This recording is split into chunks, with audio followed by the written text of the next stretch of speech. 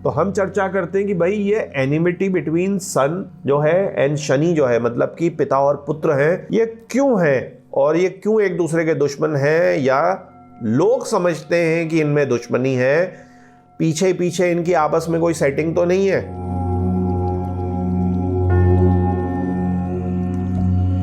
ओम नमः शिवाय मेरे प्यारे शिव भक्तों, आज की वीडियो में हम चर्चा करेंगे सूर्य ग्रह की रेमेडीज के। यदि आपका सूर्य खराब है न्यूमरोलॉजी के हिसाब से, कुंडली के हिसाब से, आपके लाइफ पैटर्न के हिसाब से, तो आप क्या क्या रेमेडीज कर सकते हैं ताकि जो दूषित सूर्य है उसके दुष्प्रभाव आपके जीवन में कम पड़े।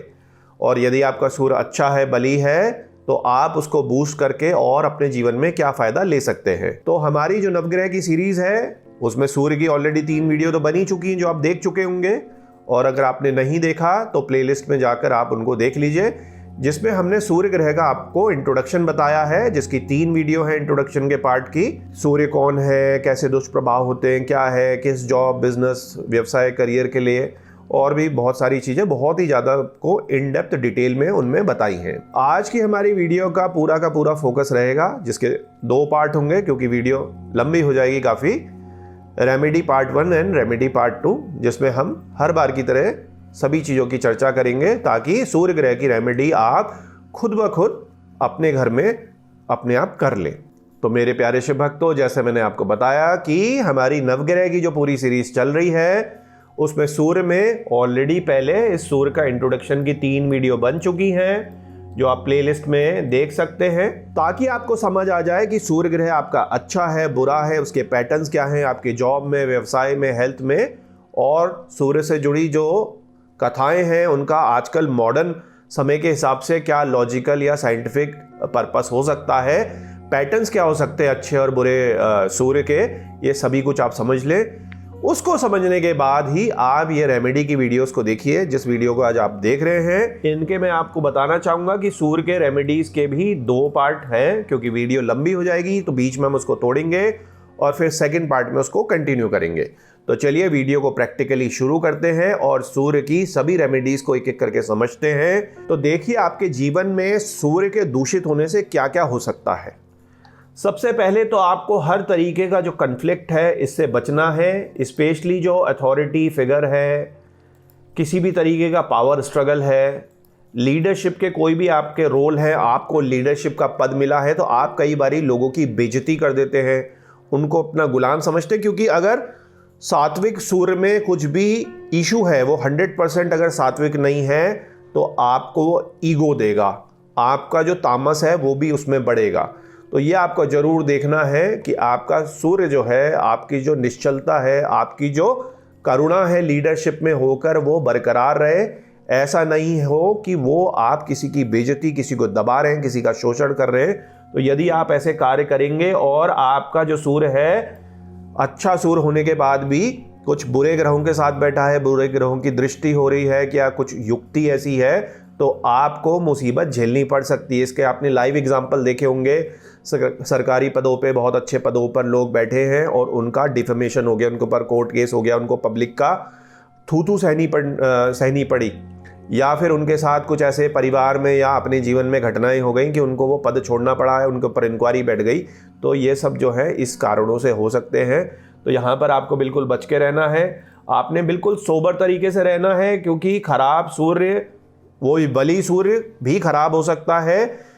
ग्रहों की युक्तियों के साथ मैंने आपको बताया, तो आपको प्राइड और एरोगेंस बिल्कुल भी नहीं रखनी है। ये एक सबसे बड़ा काम है सूर्य का, कि उसमें एक प्राइड आ जाता है, एरोगेंस आ जाती है, दूसरे को वो कुछ नहीं समझता, क्योंकि उसको एक पद मिला है, वो ये सोचता है मैं ही सबसे शक्तिशाली हूँ, मैं अच्छे पद पे बैठा हूँ, मैं ही सबसे ज़्यादा इंटेलिजेंट हूँ, मैंने ही गवर्नमेंट के एग्ज़ाम निकाल रखे हैं, या मैं इस बिज़नेस में हूँ तो मेरा बहुत अच्छा चल रहा है, बाकी जो लोग हैं वो कीड़े मकोड़े हैं, सारे लोग घर के या बाहर के, मेरे फ्रेंड सर्कल में, मेरे ऑफिस में, मेरे बिजनेस में, समाज में मेरी ही बात को सुने। तो ये इसका एक जो क्लासिकल इशू है, क्लासिकल एग्जाम्पल है इस इशू का, मैं आपको बताता हूँ। प्राइड और एरोगेंस से हमें हमेशा बचना है।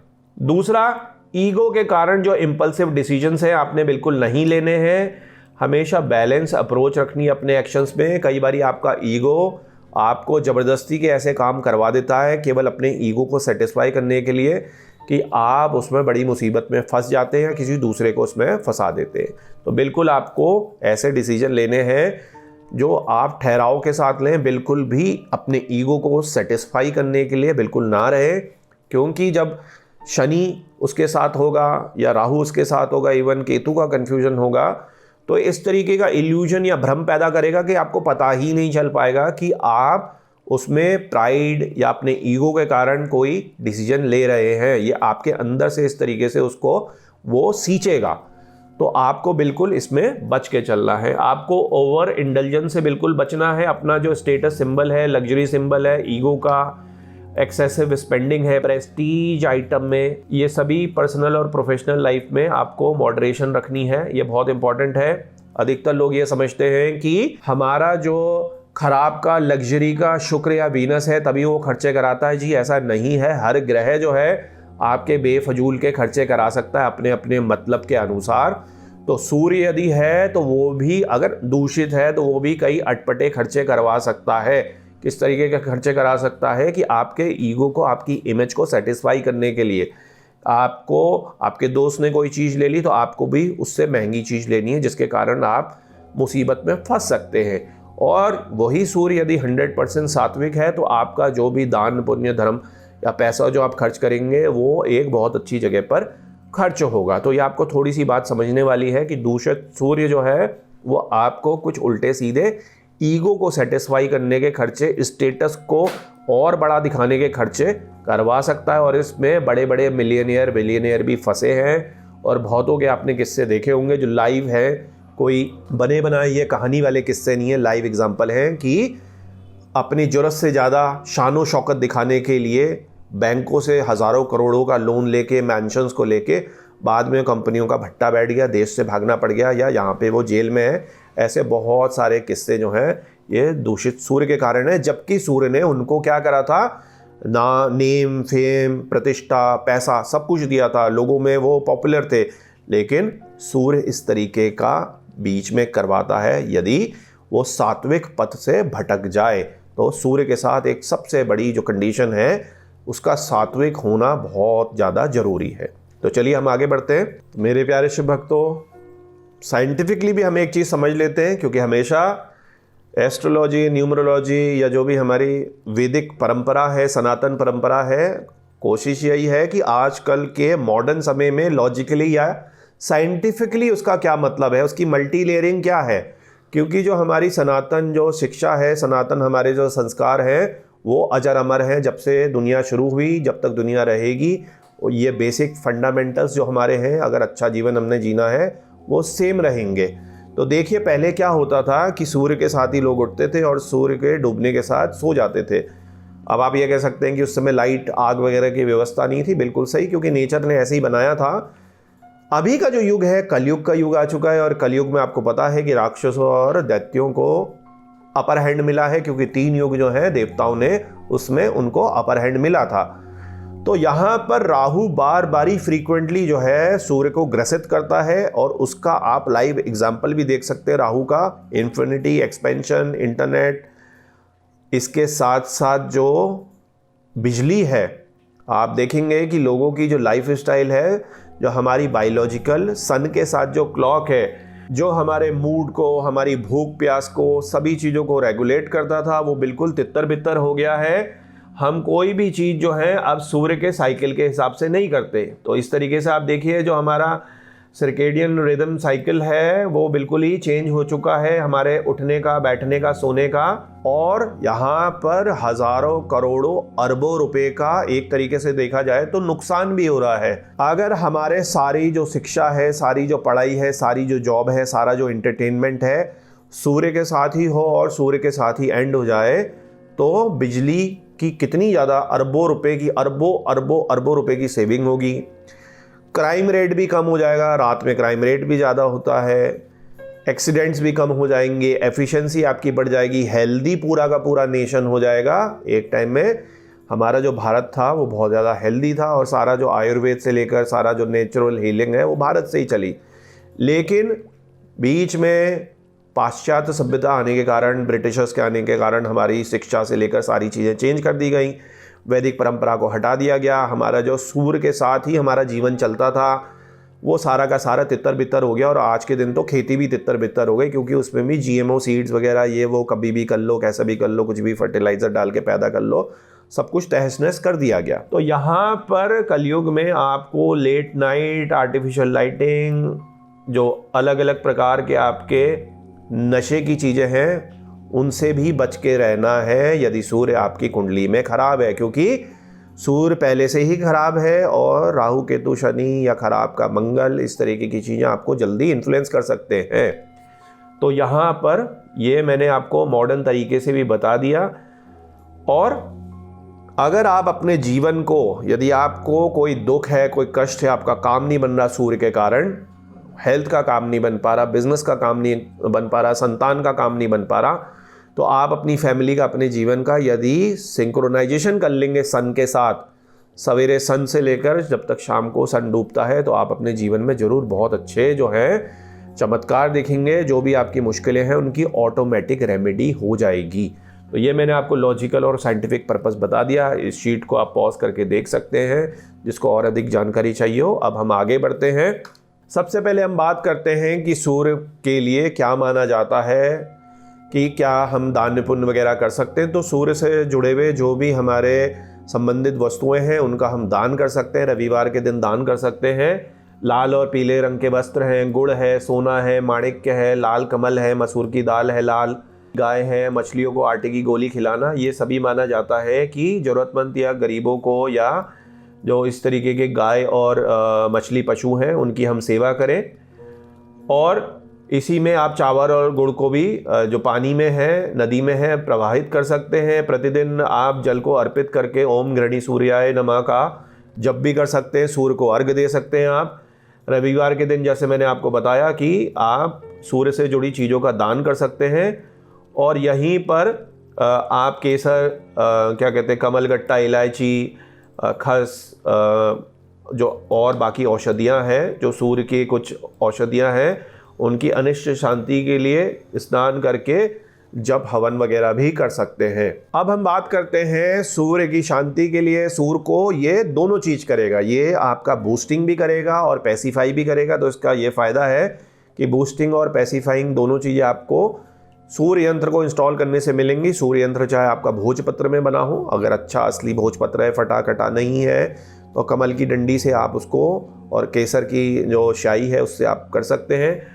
वरना जो कॉपर के सूर्य यंत्र हैं उनसे क्या कहते हैं, आप इस तरीके के सूर्य यंत्र, जो अच्छे भारी सूर्य यंत्र हैं, लेकर उसकी प्राण प्रतिष्ठा करके खुद ही इसमें मंत्र जाप आप करिए। 7000 जो है सूर्य के आपको मंत्र जप करने हैं।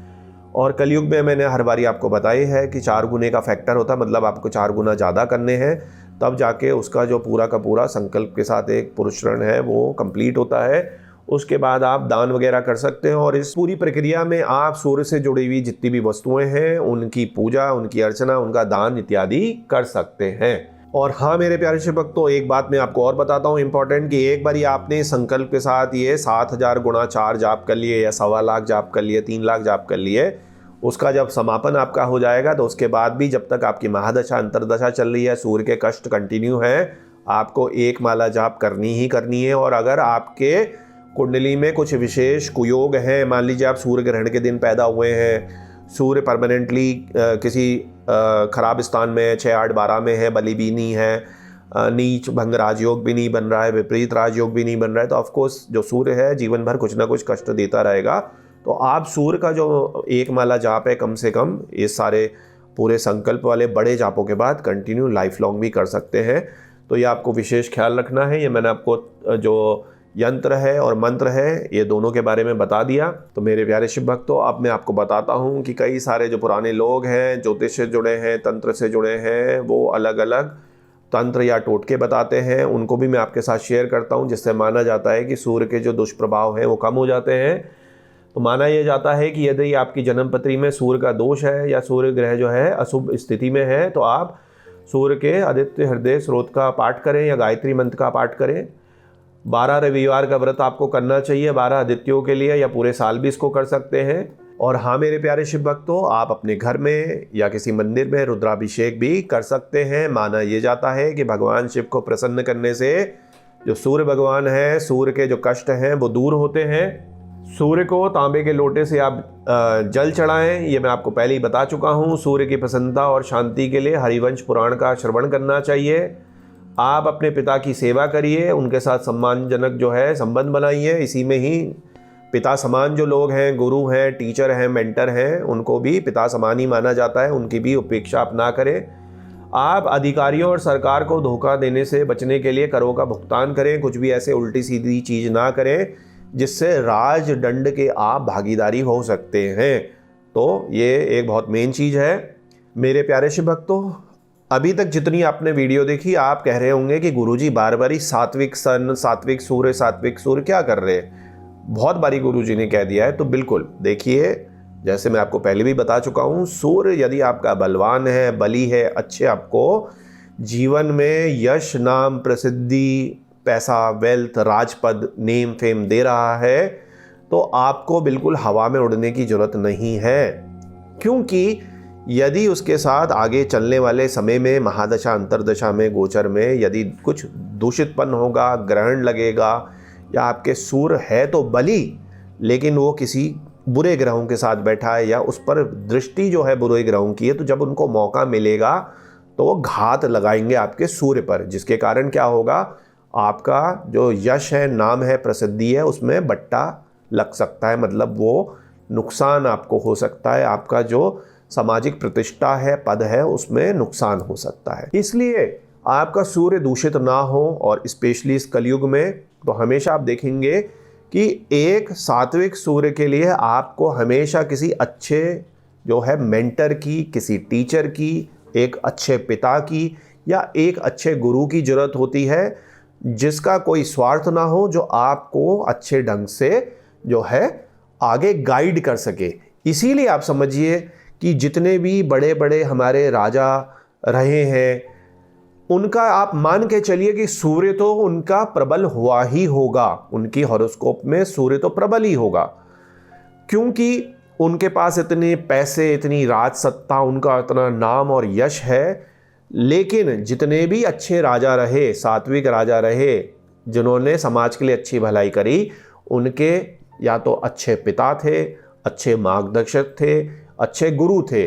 और जिनके साथ ये नहीं हो पाया, या ऐसी कुछ व्यवस्था नहीं बन पाई, या वो अपने पिताजी या गुरु से दूर हो गए, तो उनको टाइम टू टाइम जब सूर्य उनका वीक हुआ, मतलब कि और ग्रहों के द्वारा या दशाओं द्वारा वीक हुआ, तो गलत रास्ते पर भी वो चले गए। तो आपको हमेशा इसमें यही ख्याल रखना है कि आपके जो पिताजी हैं, टीचर हैं, मेंटर हैं, आपके मार्गदर्शक हैं, आपके जो गुरु हैं, वो सात्विक होने बहुत ज़रूरी हैं, ताकि आप अपने मार्ग से कहीं भी भटक सकते हैं। क्योंकि कहा भी जाता है पावर करप्ट्स। जैसे ही आपके पास पावर आएगी, आपका करप्शन के चांसेस बहुत ज़्यादा बढ़ जाते हैं। क्योंकि जो सत्ता में बैठा है, धन दौलत में बैठा है, नेम फेम में बैठा है, उसका पथ जो है वो माया के जाल से भटकने के चांसेस बहुत ज़्यादा है। तो यहाँ पर आप गुरु की शरण में जाकर, पिताजी की शरण में जाकर, जो सात्विक है, अपना जो सूर्य है, उसकी जो सात्विकता है और जो सूर्य के अच्छे रिजल्ट्स मिल रहे हैं, उनको लाइफ लॉन्ग कंटिन्यू कर सकते हैं। तो मेरे प्यारे शिव भक्तों, रेमेडीज़ को हम और आगे देखेंगे। अभी तो और रेमेडीज़ हैं लाल किताब की, वास्तु की। उससे पहले हम बीच में एक कथा को ले लेते हैं, क्योंकि हमेशा मैं आपको कथाएं बताता हूं लॉजिकली और हमारे सनातन धर्म की, ताकि आप उसकी डेप्थ और मीनिंग को तो समझे। ऐसा नहीं कि कुछ भी उड़ते उड़ते आपने समझ लिया, कह दिया, आधा अधूरा ज्ञान आपका हो गया, उसमें आपको बिल्कुल भी मज़ा नहीं आएगा। तो हम चर्चा करते हैं कि भाई ये एनिमिटी बिटवीन सन जो है एंड शनि जो है, मतलब कि पिता और पुत्र हैं, ये क्यों है, और ये क्यों एक दूसरे के दुश्मन हैं, या लोग समझते हैं कि इनमें दुश्मनी है, पीछे पीछे इनकी आपस में कोई सेटिंग तो नहीं है। तो यहाँ समझिए कि ज्योतिष की दृष्टि के अनुसार और पुराणों की कथाओं के अनुसार सूर्य देव जो हैं वो शनि देव के पिता माने गए हैं। ये तो आप सभी जानते हैं। यहाँ पर क्या है कि जब सूर्य उच्च में होता है, वहां पर शनि नीच में होते हैं। सूर्य उच्च किस राशि में होता है? सूर्य उच्च होता है मेष राशि में, जो नंबर 1 राशि है, जिसको हम कहते हैं एरीज। वहां पे सूर्य होते हैं पूर्ण बली 10 अंश में। इनके कुछ अंदर छुपे हुए मीनिंग भी हैं जो डीप स्टूडेंट हैं ज्योतिष के, या आप लोग जो बहुत इंटरेस्ट ले रहे हैं। तो देखिए, सूर्य का तो स्वाभाविक एक तरीके से मेष राशि में उच्च होने का, क्योंकि सूर्य जो है वो किंग है, राजा है, और राजा की पूरी सत्ता किस चीज से चलती है? अच्छे सेनापति से। और जो मंगल है वो है अच्छे सेनापति। तो जब आपका सेनापति इतना पावरफुल होगा, मंगल होगा, आप अपने सेनापति के क्षेत्र में ही हैं, आप अपने अच्छे जो है सेनापति के साथ बैठे हैं, तो आपकी जो पावर है वो बहुत ज़्यादा सुप्रीम होगी। तो जो सूर्य है अपने मेष राशि में, जिसके जो गुरु हैं, जो मंगल हैं, उसमें बैठने के कारण देखिए काफ़ी प्रबल हो जाते हैं। तो मेरे प्यारे शिव भक्तों, आपको ज्योतिष के हिसाब से थोड़ा सा क्लियर हुआ। अब आप समझिए कि सूर्य जो है वो उजाले रोशनी का कारक है, और शनि जो है अंधकार का है। जहां भी अंधकार होगा वहां सूर्य नहीं हो सकता, रोशनी नहीं हो सकती, और जहां रोशनी है वहां शनि नहीं हो सकता। तो दोनों जो है इसलिए दूर दूर रहते हैं। तो यहां पर एक बड़ी स्ट्रेंज स्थिति बन जाती है कईयों के हॉरोस्कोप में, जिसको हम कभी भविष्य में डिस्कस करेंगे, कि सूर्य और शनि का इकट्ठे बैठ जाना। अब ग्रहों के स्वभाव का भी यहाँ टक्कर है। सूर्य जो है राजा ग्रह है, और शनि को तो आप जानते हैं कि हमेशा जो है वो दासत्व का माना जाता है, दास माना जाता है, मतलब वर्किंग वाला माना जाता है। रॉयल्टी ऊपर बैठ के मजे लेती है, लोगों पर राज करती है। और जो शनि देव हैं वो ग्राउंड वर्क जो कर रहे हैं, लेबर जो है लेबेरियस वर्क जो कर रहे हैं, मतलब ज़मीन से जुड़े हुए जो काम कर रहे हैं, उस तरीके से यह माना जाता है। सूर्य ग्रह जो है गेहूं का प्रतीक है, शनि जो मांस का प्रतीक है। इसलिए कई लोगों का, कई विद्वानों का ये भी मानना है कि मांस और गेहूं का एक साथ सेवन करने से अनेक प्रकार की बीमारियां लगती हैं। वैसे तो मांस का सेवन करने से वैसे ही बीमारियां कई सारी लगेंगी, गेहूं का और मांस का सेवन इकट्ठे करने से भी बीमारियां ज़्यादा बढ़ जाती हैं। तो इस तरीके से भी कई जो है विद्वान मानते हैं। सूर्य जो है सात्विक है, शुभता का प्रतीक है, इसकी अच्छी दृष्टि है, प्रकाशमान है, ज्वलंत ग्रह है, या हमारे जीवन में प्रकाश फैलाता है, हमें जीवनी शक्ति देता है, हमारे पिताजी को या पिताजी की जो स्थिति उसको दर्शाता है, हमें सफलता देता है, स्वास्थ्य देता है, औषधियों का कारक है। इसके प्रभाव से आंखों की ज्योति, मेरुदंड और पाचन क्रिया अच्छी होती है। और आपको पता है कि जो शनि है इसके विपरीत है, ये एक तामसिक, ठंडा और कठोर ग्रह है, प्रकाशहीन है, यह हमें आलस्य, गरीबी, लंबी बीमारियां देता है, मृत्यु का मुख्य कारक है। यह एक गोचर में 2.5 वर्ष चलता है। कहने का मतलब यह है कि शनि जो है वो 30 साल में रोटेट करता है। पूरा का पूरा जो चक्र है 12 जो हमारी राशियों का, आप 30 को डिवाइडेड बाय 12 राशियां करेंगे तो आपको मिल जाएगा कि एक राशि पर वो 2.5 साल चलता है, इसीलिए उसको कहा जाता है ढैया। तो शनि जब है जिस राशि पर, मान लीजिए वो बैठा है सिंह राशि पर, तो सिंह राशि पर सूर्य बीच में है, तो एक जो उसकी राशि पीछे मतलब कर्क, और एक राशि जो उसके आगे है मतलब कि आपकी धनु राशि। इन 3 राशियों पे 7.5 चलती है, सिंगल जो है ढैया चलती है। जैसे कि इस साल 2024 के बाद अब मेष पर 7.5 शुरू होगी, तो मेष पर आगे खिसक के होगी। तो आपको पता है एक पीछे की राशि और एक आगे की राशि में भी उसका जो है प्रभाव ढैया का पड़ेगा, और एक राशि जो और पीछे रह गई उससे जो इंसान है 7.5 से आज़ाद हो जाएगा। तो इस तरीके से 7.5 का पैटर्न चलता है। 7.5 के ऊपर मैं एक डिटेल वीडियो बनाऊंगा इस साल, इसीलिए आपने देखा होगा सन 2024 में, जो सन 2024 का टोटल आप करेंगे 20248 था, इसलिए 7 मुखी रुद्राक्ष जो है काफ़ी ज़्यादा मार्केट में था, महंगा भी काफ़ी हो गया, इस समय भी महंगा है। अगले साल के लिए अगर किसी ने 2025 के लिए कुछ कार्य करना है, अपने काम को बढ़ाना है, उनके जीवन में ऑलरेडी ये चीज़ है, तो 2025 का टोटल होगा 9, जिसका जो मालिक है वो बनेगा मंगल। तो मंगल से जुड़े हुए जो भी कार्य हैं, मंगल के किसी के कष्ट हैं, मांगलिक है, मंगल के साथ राहु बैठ के अंगारक योग हो रखा है, बहुत गुस्सा आपको आता है, या आप किसी ऐसी चीज़ की तैयारी कर रहे हैं जिसमें मार्स का बड़ा रोल है, पुलिस, आर्मी, खेल कूद, स्पोर्ट्स, तो आपके लिए 3 मुखी रुद्राक्ष अच्छी क्वालिटी का बढ़िया रहेगा। अभी समय है, रेट बढ़ जाएंगे, मैं आपको बता रहा हूँ मार्केट में। और चीज़ भी जब बहुत ज़्यादा मार्केट में होती है तो छटा हुआ नहीं मिलता है। अभी आपके पास समय है कि आप अच्छा 3 मुखी रुद्राक्ष को धारण कर सकते हैं। उसको धारण करने का एक फ़ायदा और है कि अगर एक अकेला पीस आप 3 मुखी का लेते हैं तो उसको पहनना भी आसान है, क्योंकि बहुत छोटा सा वो 3 मुखी होता है, ऊर्जा उसकी काफ़ी ज़्यादा होती है। तो ये मैंने आपको एक सीक्रेट बता दिया कि क्या होने वाला है। 2025 का जो न्यूमरोलॉजी के हिसाब से ग्रह पड़ेगा 9 नंबर मार्स का पड़ेगा। और इस साल बहुत ज़्यादा हिंसक चीज़ें भी हो सकती हैं, वॉर भी हो सकता है, आग भी लग सकती है, आगजनी भी हो सकती है, पॉलिटिकल लीडर्स के ऊपर अटैक भी हो सकता है, कई सारी दुर्घटनाएं भी हो सकती हैं। तो आप ये देखिएगा वॉर वगैरह का कि आज मैंने आपको कह दिया कि 2025 में क्या होगा। अब जो शनि है, मैंने आपको बताया कि ये कठोर, प्रकाशहीन है, आलस, गरीबी, लंबी बीमारी वगैरह वगैरह को ये देता है। तो दोनों चीज़ें जो हैं वो डिफर हो गई हैं। हम आगे बढ़ते हैं। तो मेरे प्यारे शिव भक्तों, चलिए अब कथा को समझते हैं। कि देखिए, ये तो आपको पता है कि सूर्यदेव है, और सूर्यदेव की जो पत्नी है वो संज्ञा थी, जिनसे सूर्यदेव की शादी हुई। अलग अलग नामों से इनको जाना जाता है, कोई संज्ञा कहता है, कोई संध्या कहता है, अलग अलग नाम है। जो कि बेटी थी, किनकी थी, जो हमारे ब्रह्मांड के सबसे बेस्ट कारीगर हैं, विश्वकर्मा, जिन्हें हम मानते हैं द आर्किटेक्ट। तो जो आर्किटेक्ट हैं विश्वकर्मा, उनकी बेटी थी, उनसे सूर्य भगवान की शादी हुई। और सूर्य भगवान और जो संज्ञा है उनसे उनकी जो है 3 संतानें हुई। 3 संतानें कौन हुई? पहले तो हुए यम, फिर यमुना और मनु।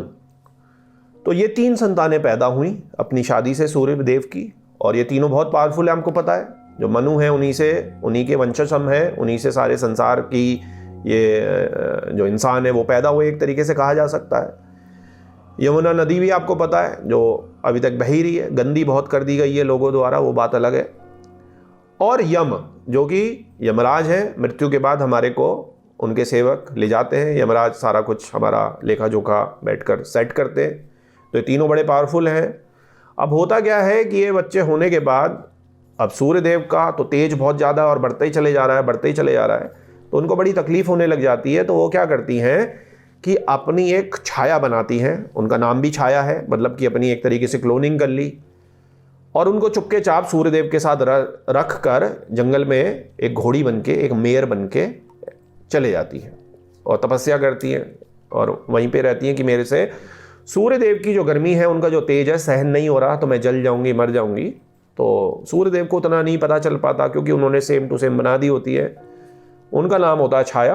किसने बनाई होती है? सूर्यदेव की जो पत्नी है संज्ञा ने।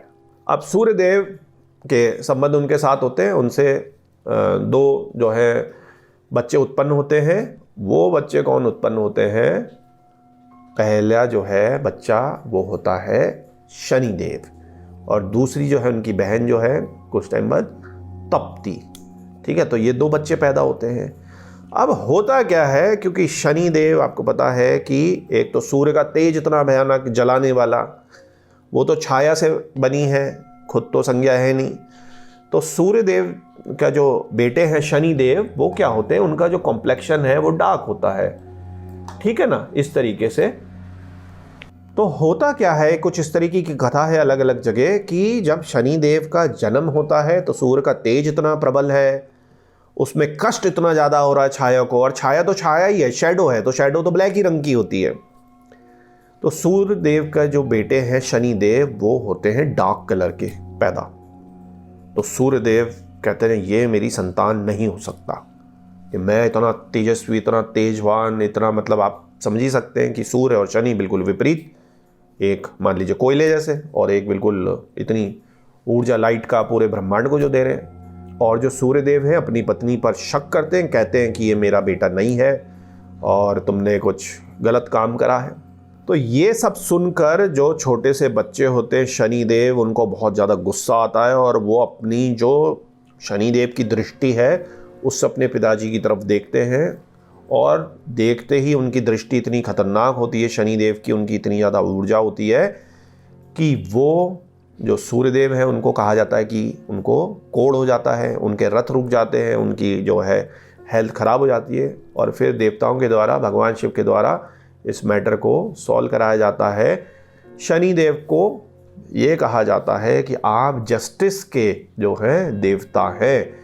एक तरीके से वो सूर्य देव से भी ऊपर बना दिए गए, क्योंकि वो हर किसी को, चाहे गलती वो प्रबल राजा की हो, देव की हो, देवता की हो, गंधर्व की हो, किसी की भी हो, शनि देव का कार्य है कोई भी अगर कार्य गलत हुआ है, किसी के साथ गलती करी गई है, तो उसको जस्टिस दिलवाना, उसको जस्टिस देना। तो यहाँ पर अपनी आँख के द्वारा और अपने जो उनका लोहे का दिव्य अस्त्र है, अपनी जो उनकी दृष्टि है, शनि की दृष्टि से वो चीज़ों को आगे पीछे कर देते हैं, राजा को भी रंक बना देते हैं, और जो अच्छा काम कर रहा है उसको राजा बना देते हैं। मेन काम है उनका जस्टिस, कि सब कुछ सही तरीके से करा जा रहा है। और यहीं से जो है सूर्य देव और शनि देव का विवाद माना जाता है कि शनि देव ने अपने पिताजी सूर्य को एक तरीके से दंड दिया था जस्टिस का। क्यों दिया था? क्योंकि उन्होंने बेफजूल में अपनी पत्नी पर शक करा, उनके चरित्र पर लांछन लगाए, तो इसका जो दंड है उनको शनिदेव ने दिया। तो मेरे प्यारे शिव भक्तों, वीडियो काफ़ी लंबी हो रही है, इस रेमेडी वाले पार्ट को हम बीच में यहीं रोकते हैं। इसको कंटिन्यू करेंगे हम पार्ट 2 में। मैं मिलूंगा आपको पार्ट 2 में, जिसमें हम बाकी सारी रेमेडीज़ पर डिटेल में चर्चा करेंगे। यदि आपके सूर्य से रिलेटेड कोई प्रश्न है तो नीचे कमेंट सेक्शन में पूछ सकते हैं। रुद्राक्ष या जेमस्टोन यंत्र लेने के लिए संस्था से संपर्क कर सकते हैं। अंत में भोलेनाथ से यही विनती है कि आप पर और आपके परिवार पर कृपा करें। ओम नमः शिवाय।